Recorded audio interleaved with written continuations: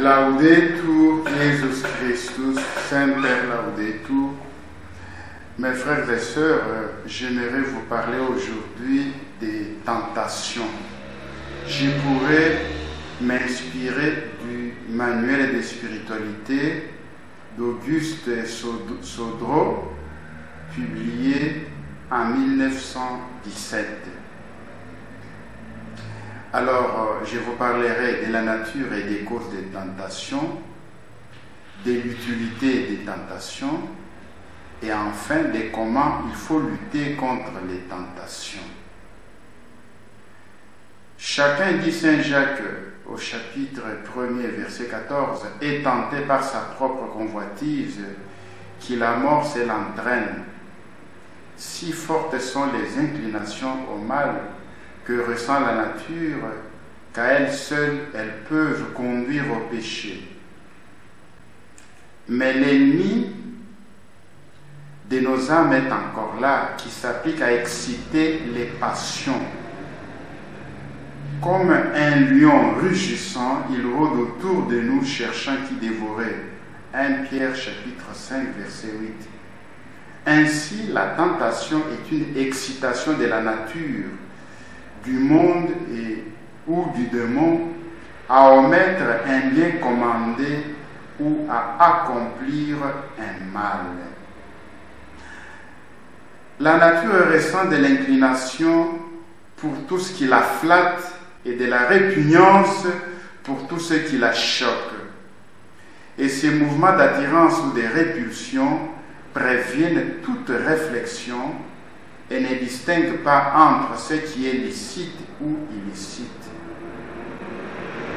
Ainsi, en présence d'un mets agréable, il éprouve un attrait irraisonné. Que ce mets soit utile ou nuisible à la santé, qu'il soit permis ou défendu par les lois de l'Église. De ces chefs, les tentations sont nombreuses et de tous les jours, elles durent autant que la vie, car la nature reste toujours la même, toujours amie de son repos, de ses aises et ennemie de tout devoir pénible. En fait, les démons qui sont des êtres tout déformés, ne respirant que haine, ne respirant que la haine et la rage, veulent perdre l'homme dont ils sont jaloux et les porter à offenser le Dieu juste qu'ils détestent. Notre Seigneur nous représente un démon qui, chassé d'une âme pécheresse, va chercher cet autre démon plus méchant que lui pour l'aider à regagner sa première conquête. Les esprits infernaux, en effet, se réunissent parfois pour livrer aux hommes des plus redoutables assauts. Ces ennemis de nos âmes sont habiles, leur intelligence étant de beaucoup plus supérieure à la nôtre. De plus, ils sont ardents et opiniâtres. Le monde qui est tout entier plongé dans le mal, dit Saint Jean, dans sa première lettre, chapitre 5, verset 19, joint ses séductions à celles des anges déchus. Le monde, en effet, est l'ensemble qui proclame légitime la satisfaction de l'orgueil et des sens. Les mondains ne se contentent pas des péchés, ils posent en principe qu'il convient de pécher. Le monde exerce une influence délétère par ses maximes, ses exemples, ses railleries, ses persécutions. Les maximes du monde sont tout l'opposé de celles de l'Évangile. En voici des exemples. L'homme doit tendre avant tout à s'enrichir, à s'élever, à briller, à dominer. Ne pas jurer est une sottise, la pauvreté une honte, les dépouillements volontaires une folie, Folie aussi est lâcheté de se laisser humilier, d'accepter une insulte, une injustice. La prière est bonne pour ceux qui n'ont pas grand-chose à faire. La vocation religieuse est un coup de tête, l'effet d'une piété exaltée. Dieu ne nous demande pas de nous gêner, de nous priver. On s'arrangera toujours avec lui, etc. Ceux qui ont cet esprit mondain cherchent à faire partager leurs idées par leur exemple et leurs paroles. Et ils entraînent les faibles dans cette vie large et toute des plaisirs, qui leur semble la seule raisonnable. Et ils combattent souvent, même ils persécutent les personnes qui ne les imitent pas et qui veulent vivre selon les maximes de l'Évangile. Leur âme préférée est la raillerie, si redoutée des âmes pusillanimées. Mais les mondains ne sont pas les seuls tentateurs que l'âme pieuse ait à redouter. Des personnes peu vertueuses, quoique mondaines, sont aussi parfois, par leur exemple et leur conseil, une occasion de faute et plus souvent d'imperfection. Elles ne semblent pas comprendre que quiconque, avec une mauvaise intention ou même seulement par maladresse ou par flatterie, excite ou simplement encourage les autres à céder à la vanité, à la sensualité, au murmure, au manquement de charité, fait l'office d'un démon et encourt devant Dieu une lourde responsabilité. Nous pouvons à ce niveau nous posons la question: est-ce que les tentations sont utiles? N'est-il pas mieux de demander à Dieu de nous épargner les tentations? Voici la réponse sur l'utilité des tentations. L'âme humaine est donc entourée d'ennemis. Pourquoi les dieux si bons qui veut le salut de tous les hommes permet-il que tant d'adversaires se dressent contre nous et s'efforcent de nous perdre? Dieu, dit saint Augustin, a estimé qu'il y avait une bonté plus puissante à tirer du mal, un plus grand bien qu'à empêcher qu'il n'y eût aucun mal. Des plus grands mots, en effet, la sagesse divine tire les plus grands biens. S'il n'y avait pas de bourreaux, il n'y aurait pas de martyrs. Sans pécheurs, il n'y aurait pas d'apôtres. Si personne n'exerçait la patience, personne ne la pratiquerait. S'il n'y avait pas de grandes luttes intimes, il n'y aurait pas de saints. Des tentations donc doivent résulter des très grands biens. Elles éclairent l'âme sur sa misère et la préservent d'un sot orgueil et la rendent sage et expérimentée. Celui qui n'a pas été éprouvé sait peu de choses, dit Ecclésiastique, chapitre 34, verset 10. Et lui font sentir le besoin qu'elle a des dieux, qui seul peut lui donner la victoire. Elle l'excite donc à se rapprocher de son Père céleste et à multiplier ses actes de confiance et d'amour. Elle réveille la paresse et oblige à redoubler d'énergie dans la pratique du sacrifice et du renoncement. Elles font donc pratiquer des actes fort méritoires d'humilité, de confiance, de patience. L'âme tentée contre une vertu, par là même qu'elle résiste à la tentation, fait un acte de cette vertu qu'elle n'eut point à ce moment songé à pratiquer. C'est faire acte de foi de repousser les pensées contre la foi, acte de charité de rejeter les sentiments d'aversion ou de vengeance. Et les vertus ainsi attaquées deviennent plus solides, plus brillantes. La lutte est pénible, il est vrai. Parfois, quand elle se prolonge, quand elle est obsédante, acharnée, c'est une sorte de martyre. Mais elle purifie l'âme. Celle-ci n'eût-elle commis que de fautes légères, doit bien reconnaître qu'elle est punie par où elle a péché. Mais elle expie ses fautes et en même temps, elle accroît immensement ses mérites. Elle devient de plus en plus brillante, de plus en plus sainte aux yeux des anges et aux yeux des dieux.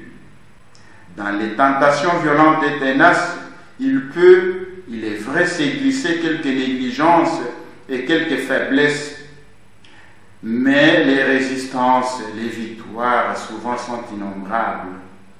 Car dans une seule heure, qu'est le désaveu du mal, qu'est des saintes protestations, des fidélités et des victoires font plus de bien à l'âme que ces fautes très légères et lui font le mal. Il est vrai que tous ne tirent pas le même profit de ces combats intimes. La tentation, dit saint Augustin, est un feu par lequel l'or se purifie et la paille se consume. Le juste se perfectionne et le pécheur trouve sa perte. C'est une tempête qui jette l'un à bord et engloutit l'autre. C'est une bataille où il y a des vainqueurs et des vaincus. Or, le ciel doit être emporté d'assaut. Personne ne sera couronné, dit saint Paul, que celui qui aura légitimement combattu. 2 Timothée chapitre 2, verset 5. Heureux l'homme qui supporte l'épreuve, dit saint Jacques. Quand il aura été éprouvé, il recevra la couronne de vie. Comme on apprécie les pilotes dans la tempête, dit saint Basile, l'athlète dans l'arène, les soldats au combat, les grandes âmes dans l'adversité, ainsi on reconnaît le vrai chrétien dans la tentation.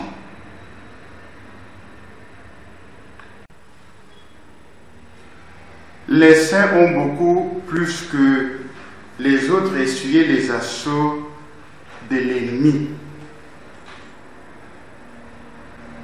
Très célèbres sont les tentations de saint Antoine dans son désert, de saint Jérôme retiré loin du monde à Bethléem, de saint Benoît et de saint François d'Assise, qui pour étouffer les convoitises mauvaises se roulèrent dans les épines, de saint Bernard et de saint Pierre d'Amiens, qui se plongèrent dans les eaux glaciales.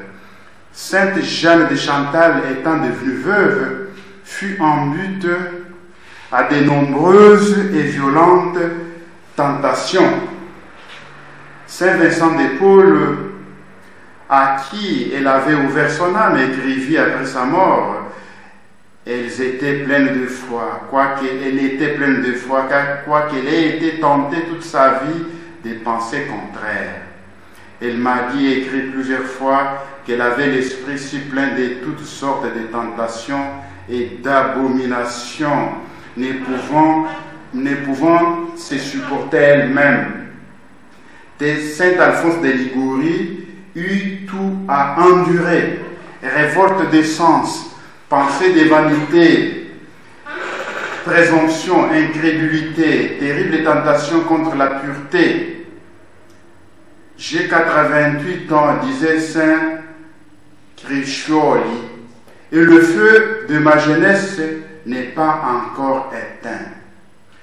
Et le grand apôtre n'a-t-il pas dit, je prends plaisir à la loi de Dieu selon l'homme intérieur, mais je vois dans mes membres une autre loi qui lutte contre la loi de ma raison et qui me rend captif de la loi du péché qui est dans mes membres. Malheureux que je suis, qui me délivrera de ce corps mortel? Romains chapitre 7, versets 23-24. Les âmes plus généreuses qui sont aussi plus fortes, sont plus violemment tentées. Parce que tu étais agréable à Dieu, dit l'ange à Tobie, il a fallu que la tentation t'éprouvât. Tobie chapitre 12, verset 13. Tous ceux qui veulent vivre pieusement dans le Christ Jésus, a dit saint Paul, souffriront persécution. De Timothée chapitre 3, verset 12. Ils sont souvent persécutés par les hommes, mais ils les sont surtout par les démons. Ceci, dit saint Jérôme, ne se préoccupe pas de ceux qui sont infidèles, mais de ceux qui sont bons. Satan, dit saint Grégoire, ne presse pas ceux qui sont en son pouvoir, mais ceux qui veulent se dérober ou qui ont réussi à s'arracher à son étreinte. C'est donc plutôt un signe de ferveur d'éprouver des dures et violentes tentations. Il n'y a pas de marque plus certaine, dit saint Jean Climac, que les démons sont vaincus par nous que lorsque nous les sentons nous livrer de rudes assauts. Souvent, à la vérité, les personnes des petites vertus se plaignent plus amèrement de leur lutte que les personnes courageuses. Elles s'imaginent être beaucoup plus que celles-ci victimes des fureurs de l'ennemi. Or, tout au contraire, les âmes fortes ont beaucoup plus à lutter. Mais elles sont moins portées à gémir. Elles supportent virilement des bien plus rudes combats. Des tout petits enfants trouvent fort lourd un fardeau d'1 kilo et leur père porte allègrement un poids 20 fois plus considérable. Or, il y a plus de différence entre une âme très vertueuse et une âme peu avancée dans l'amour divin qu'entre un tout jeune enfant et un homme mûr. Comment alors lutter contre les tentations? Parce que nous les aurons jusqu'à la fin de notre vie. Les personnes encore peu éclairées et peu aimantes se troublent souvent lorsqu'elles sont tentées. Elles ne savent pas assez bien distinguer entre sentir et consentir. Il y a 3 phases dans la tentation: la proposition, la complaisance et le consentement. Qu'un homme ami de la boisson propose à son compagnon d'entrer au cabaret, dans un bar, cette proposition plaira ou déplaira à ce dernier. Si elle lui plaît, si elle répond à ses goûts, il n'en sera pas responsable. Il ne deviendra coupable ou méritant que lorsqu'il aura accepté ou refusé. Quand un objet qui flatte nos passions se présente à notre vue ou à notre pensée, aussitôt instinctivement, la nature se sent attirée. Elle trouve une complaisance irraisonnée et inévitable dans cette mauvaise proposition. Mais cette complaisance ou la liberté n'a aucune part, n'est pas le consentement. Il en est de même des objets qui produisent une vive répulsion et qui font naître, avant toute réflexion, un sentiment d'agacement ou d'impatience. Le premier sentiment est très différent du consentement.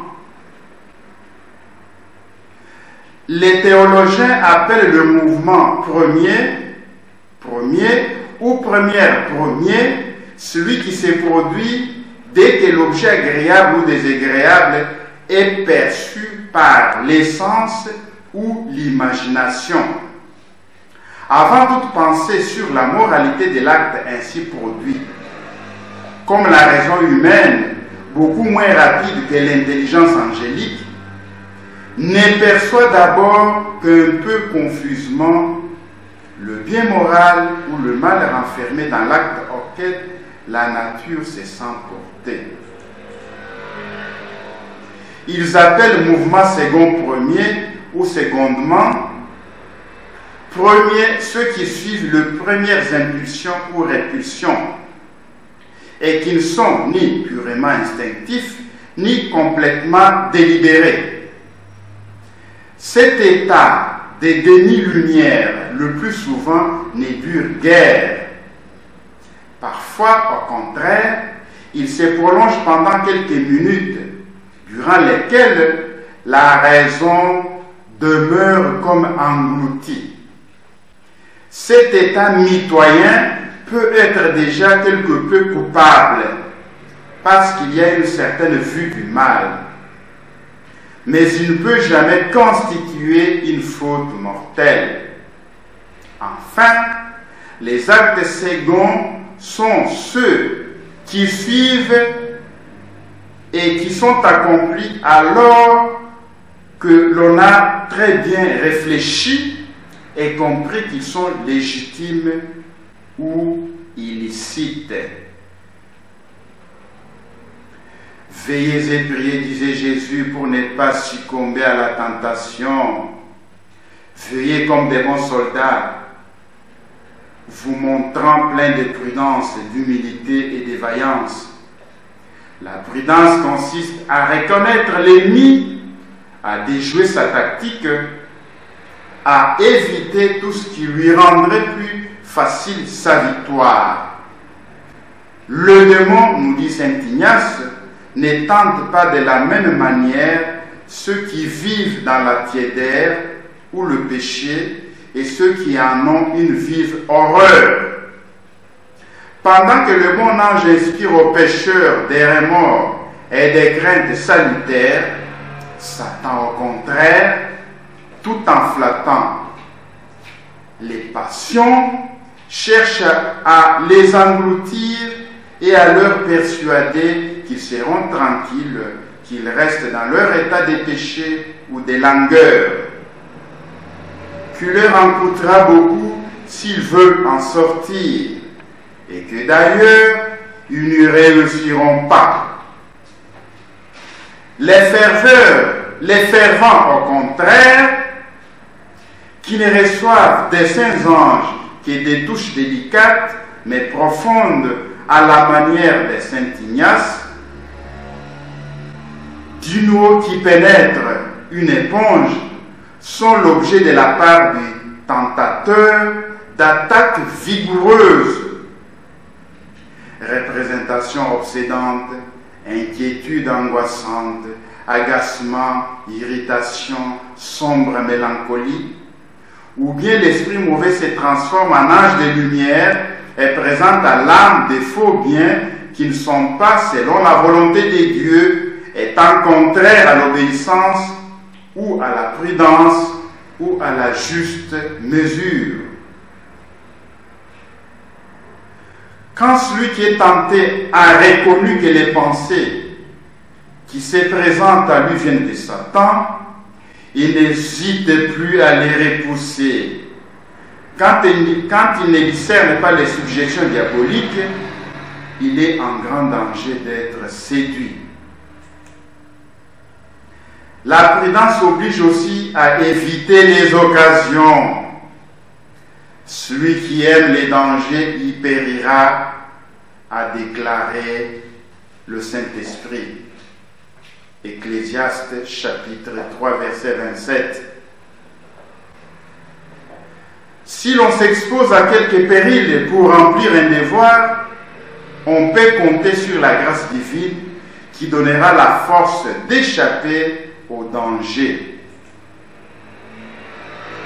Mais si l'on va au-devant du péché sans raison, par caprice ou par amour du plaisir, on ne peut compter sur un surcroît de grâce et tout est à craindre. Les occasions extérieures nous sollicitent au péché, mais nous trouvons surtout au-dedans de nous-mêmes une autre source de continuel danger dans l'impétuosité et les dérèglements de notre imagination. En fait, les démons qui ne peut agir sur notre volonté se servent de cette puissance volage sur laquelle il peut exercer son action pour nous représenter sous des fausses couleurs des objets séduisants et nous les rappeler sans cesse, ou au contraire pour remettre continuellement sous les yeux de notre âme ce qui nous froisse et nous irrite. Le moyen de rendre vaines ces tentations est de couper court à toute pensée inutile ou dangereuse en la remplaçant par les pensées du devoir et les souvenirs des dieux. Et comme c'est surtout dans les moments de loisirs que l'imagination ainsi surexcitée par notre infernal ennemi accroît nos séductions ou exaspère notre irritation, il est sage de ne pas rester dans l'oisiveté.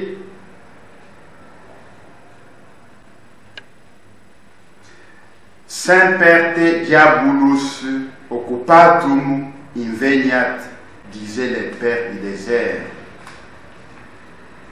Que le démon te trouve toujours occupé. Le travail est un préservatif.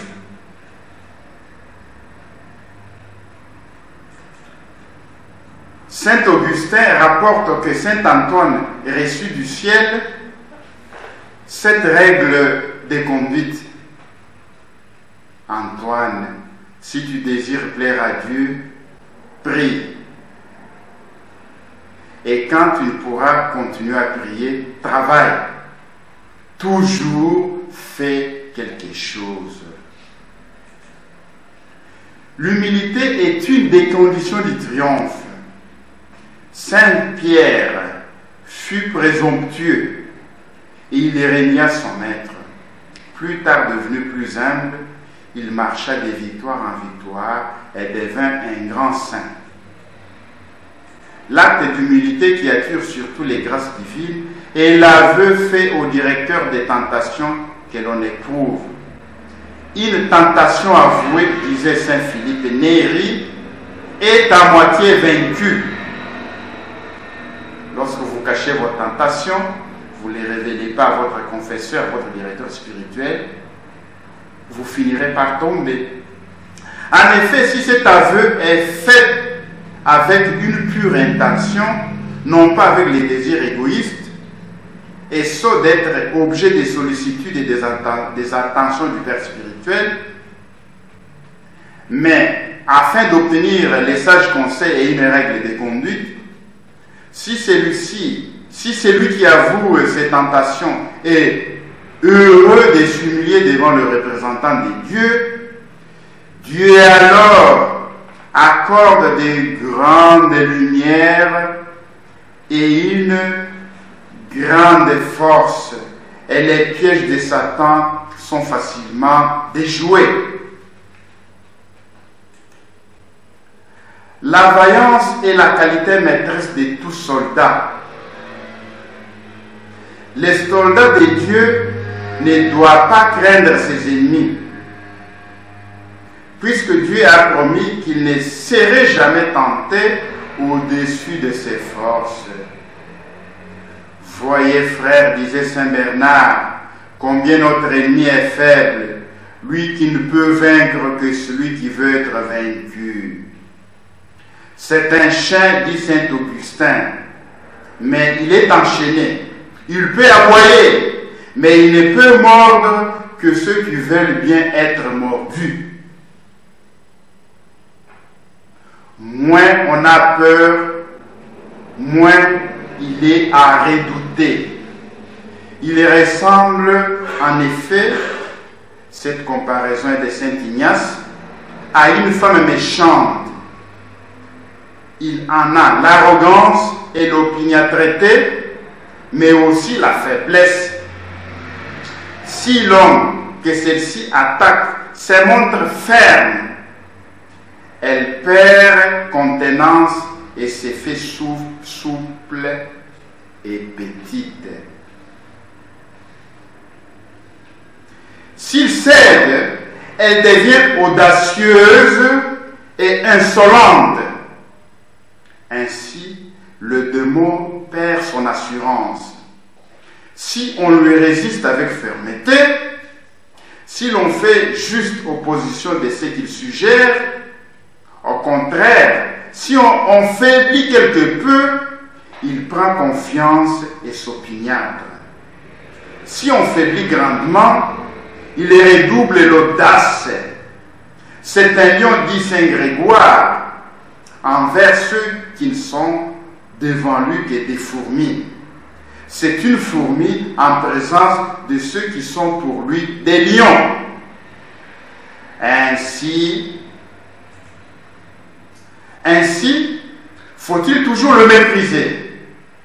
Dans certaines tentations, le mépris suffit pour quelques actes très simples d'amour de Dieu. Ainsi en est-il dans les tentations contre la foi, dans les tentations des blasphèmes. Il est si clair que dans ces tentations, dans lesquelles aucune passion n'est engagée, la volonté n'est pas en grand danger de consentir. Si au contraire, la tentation s'appuie sur une passion violente, comme certaines tentations d'irritation, des désirs, des vengeances, des jalousies, d'orgueil ou de vanité, des sensualités ou d'impureté, tout en méprisant le démon, il faut faire juste le contraire de ce que la passion réclame.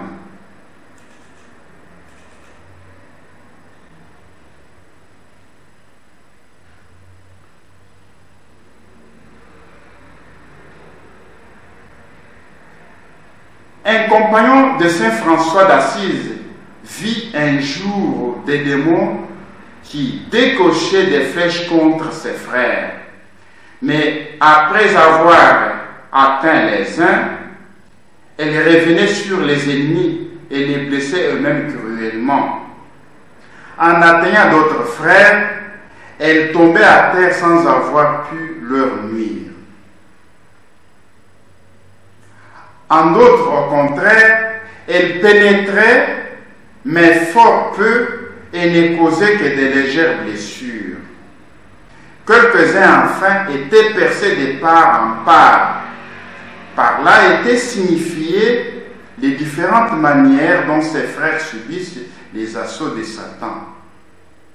Ceux qui sont très courageusement répondaient aux suggestions du tentateur par des actes tout contraires, blessaient celui qui voulait les blesser. Et alors c'est vérifié le mot du psalmiste: son iniquité retombe sur sa tête et sa violence redescend sur son front.